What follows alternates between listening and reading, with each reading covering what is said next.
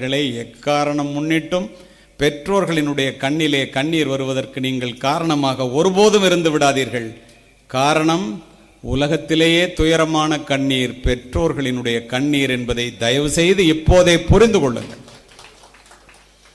அதோடு மட்டுமல்ல,